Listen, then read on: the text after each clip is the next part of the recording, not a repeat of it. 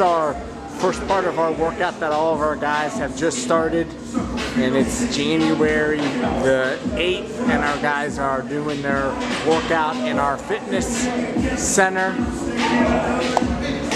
So we're basing a lot of the things that we're doing in this exercise with our exercise program on you having the availability of a fitness center like this in here.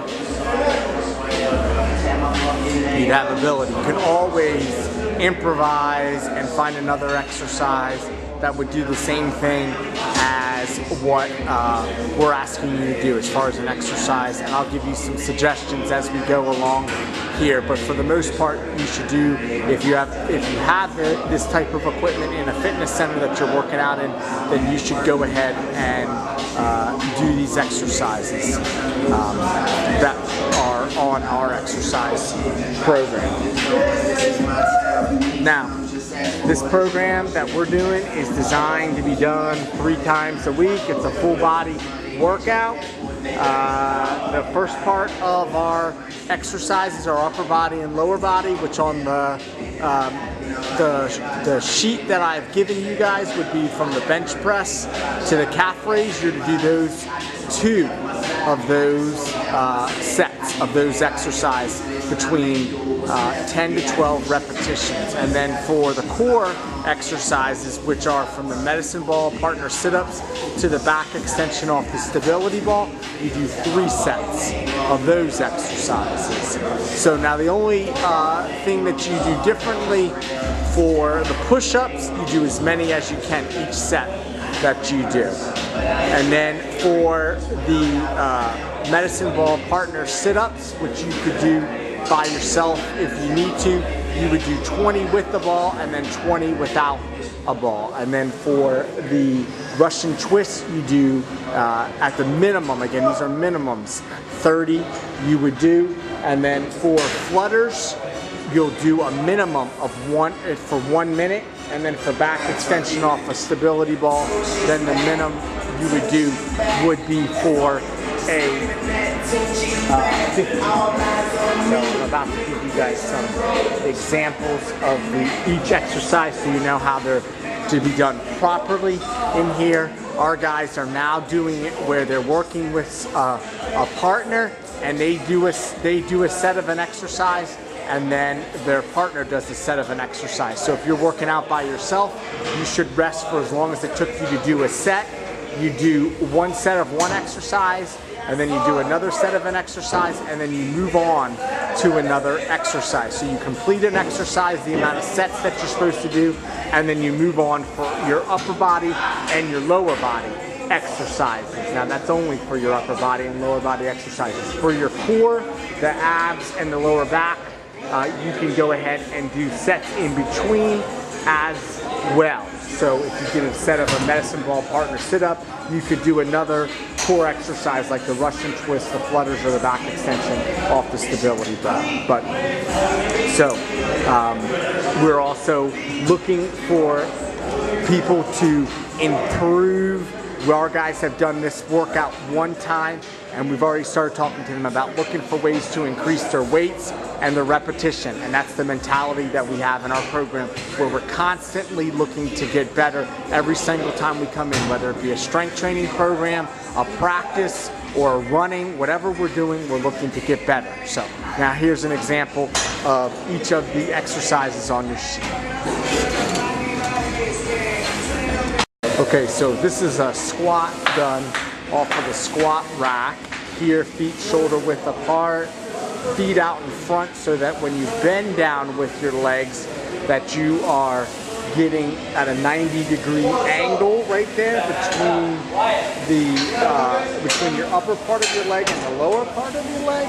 And this is called a Smith machine. This machine that we are using right here, where you put weights on the side. It does the balancing for you, so it's a little bit easier than a regular squat. So that's where we start, because we're just beginning back in our strength training program. So, and that's what we use as far as for the squat itself. That's where our guys are starting, and that's what it means, squat off a Smith machine. That's a Smith machine. There's weights on the side. doing exercise correctly.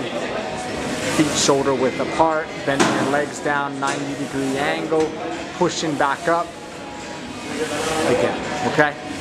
Okay, now this is our row machine right here. We're using the inner grip. You're going to be putting your chest against that pad right there, and you want to have your arms so they come straight and you're almost stretching forward. You're keeping your body against the machine the whole time, and then you're bringing it back so that your elbows come in by its side and are pushing your elbows past your back. That's how far back that you want to bring it. So here's another example from this side here. And you can see from here how far back you come. Bring your shoulder blades in together, just like that. So that's our row. Off of a bench press can be done off a regular bench press or off that Smith machine here. Someone doing a free weight bench press in here. So your hands are going to be slightly wider than shoulder width apart, just a little bit wider than that for a regular bench press. You put the weights on here, so this is different than a Smith machine, which you can do the bench press off of, where you have to do all the balancing. So you bring it all the way down to your chest, your feet are on the ground, your back's against your back and butt is against the pad the whole time. You're bringing it down to your chest, letting your elbows, then pushing it straight back up again. So that's for a bench press, how you do it correctly. So this is our lat pull down. Right here, the machine, you grab it where the bar bends. That's where you grab your hands. You let your arms come so they're straight, so that you're letting it come all the way up straight, and then you tilt your head back and you bring the bar to the top of your chest. You put your knees underneath this pad so they're underneath there the whole time. Doesn't allow you to come up out of the seat and use your momentum to pull down. Makes you use your upper body to pull the weights down to your chest for your lat pull down. And you notice the control. You notice the control of all this movement. You have full control of it. It's basically 3, 2, 1 to bring it down. 3, 2, 1 to let it up. They've got control of the weights the whole time, which is what we want them to do. So that was a lat pull down. This is our leg curl machine. Your leg curl machine might be a little bit different than the one that you have in your gym. You might have one where you're laying flat down, which is fine, but for ours here, for this leg curl, you're in this machine. Your pads here should be on the back of on your heels, so that's how far you should be in the seats. And then you have this other pad on top of your thighs, and then you're pushing it down as far as you can go. So this is our leg extension here. Here again, you want the pad, this pad here, to rest against your shin right at the bottom of your legs. You keep your toes pointed up in the air the whole time.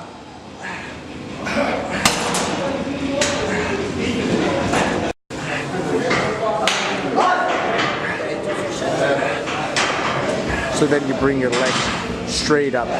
Here you have your legs straight up. They should be even with your thighs in there. Keep your toes pointed up the whole time. Keep your back against the pad. Don't come forward, don't come off the pad. Isolate your thighs, which is what this exercise is intended to, for leg extension. This is a leg extension.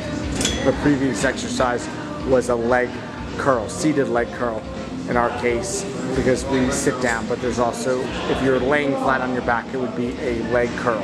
There are flutters, which you're doing for a minute, so you're laying flat on the ground. Your feet are about 6 inches off the ground, and then you're just moving your legs up and down, keeping your legs straight the whole time, not letting your feet touch the ground or your legs touch the ground for a minute, and you're doing, it's a quick dynamic exercise as you're doing it.